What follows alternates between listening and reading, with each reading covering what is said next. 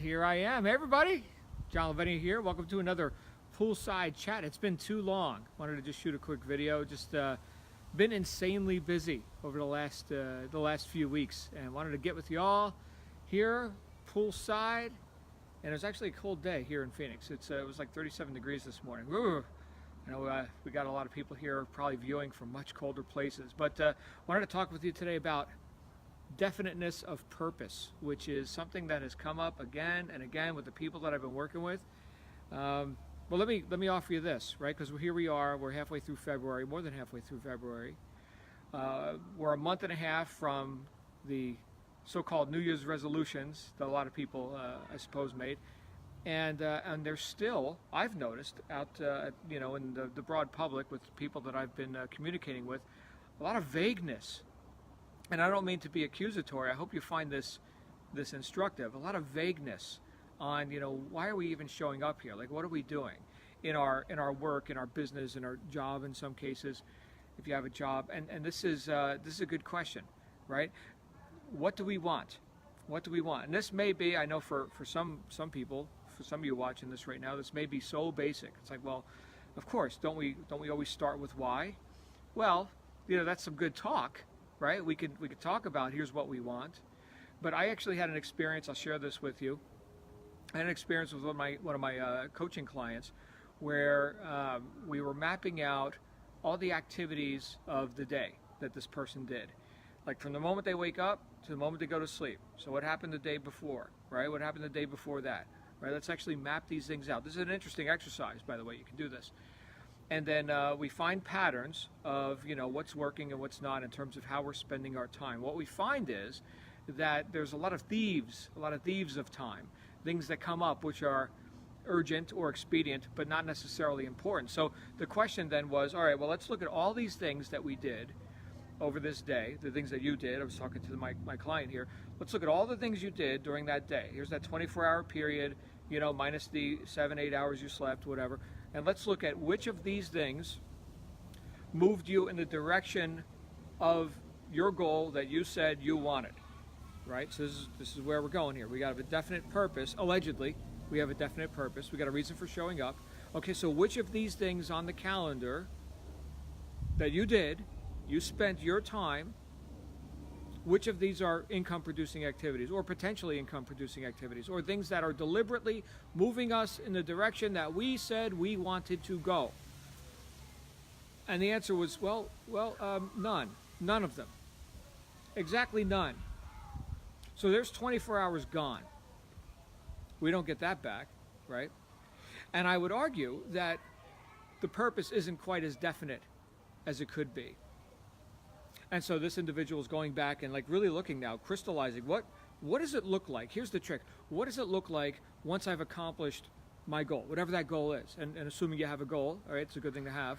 What is my purpose for doing all of this, and what would my life look like once I've actually got it? So many people, when they think about a purpose or a goal or a target they want to reach, they think about it as some future possibility, which I guess is hope, right? I guess that's the on-ramp, is hope. That's kind of limp though, right? And maybe if they look at examples of other people who are experiencing that, the spoils of their efforts, right? They may look and say, well, I believe I could do it too. So that's a little bit stronger than hope, right? But to get crystal clear and definiteness, right? That's what I'm talking about here. Definiteness of purpose. To get really clear about that implies a knowing. A knowing. So I want you to think about this like a gradient. Like you've got hope at the bottom, right? Or I guess even below that would be no hope, right? Or just unawareness, ignorance, pathetic, fill in the blank. Apathy, right? Apathy. What's the purpose there? Well, what's the use? There is no fulfillment of purpose, right? I'm just in apathy. I can't do anything about my lot in life, right? So that would be as low as it gets until you're, I suppose, dead. Body death would be even lower. Anyway, we can keep going lower, but I want to go higher, right? I want to go higher on that gradient. So there's hope, right? There's belief. There's like enthusiasm, right? So we're mixing some belief with emotion, and then we get up to a point of knowingness, right? We're actually in action. You see, we take action on things that we know we can do. And a lot of people think, well, I don't know how to fulfill that goal. Well, of course you don't. Of course you don't. You would already have it. And right there is where a lot of people stop. They think, well, I know what I want, but how do I get it? I don't know how to get it. Nobody knows how to reach a goal until they've reached it, right? I mean, me too. I've got some goals. I've got a goal of consistently earning $100,000 a month. I've never consistently earned $100,000 a month. My best month so far is $200,000. Sounds nice. My worst month is below zero, right? So I got stuff to learn too, okay? So to consistently earn $100,000 or more per month, that's a goal. And I've got definiteness of purpose on that. So here's how we get closer to that knowingness. Here's how we get higher up that gradient.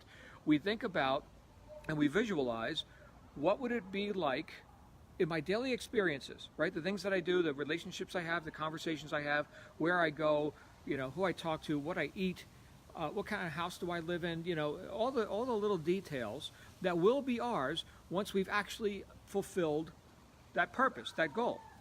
Okay, and I'm using goal and purpose a little bit interchangeably here. They're not the same thing, but I want to connect with you on whatever words work best for you. So if you're thinking, my purpose is to do this, okay, let's go with that. Within that purpose, right, we've got specific goals and targets. Okay, so as long as we're moving in that direction and we know what that looks like in terms of how we would feel. Here's the question: how does it feel now that I've got that goal? Now that I've accomplished that purpose or that sub-purpose in my life, right? What's the conversation I'm having with my wife now that I earned the money, I bought the car, I got the whatever the target is that we're shooting for. Now that I've done the work because it was revealed to me as a result of just putting one foot in front of the other. The how-to is revealed by our action, right? And that's another clue, right? So don't expect to know how you're going to reach a goal before you've reached it. More is revealed by our action. Here's the situation. There's always going to be something more urgent, not more important, but more urgent than you reaching your goals. And the world will impinge on you, just like it has every single day for your whole life. The world will impinge on you with its agenda, not necessarily your agenda. So you're either buying or selling. And I would suggest that many of us have been doing way too much buying and not enough selling, right? Way too much effect and not quite as much cause as we could be. So what we're really looking at is how much can I assign cause to myself in my life? An interesting question to ask for yourself in any situation you're in. And maybe your circumstances suck. Well, here's the question. What part of that can I be responsible for? What part of these crappy circumstances can I now assume responsibility and cause myself and now have an effect with these crappy circumstances and thus make them better? James Allen, who wrote As a Man Thinketh back in 1902, tremendous book, download it, it's free online. Maybe I'll post a link to it here. He said, man cannot choose his circumstances, but he can choose his thoughts and thereby indirectly but surely shape his circumstances. He or she, right? Obviously, it was written in 1902, everything was he back then. So, but you get the point, right? Is that we are either cause or we're effect in our lives. And as long as we're vague, here's the real punchline to all this.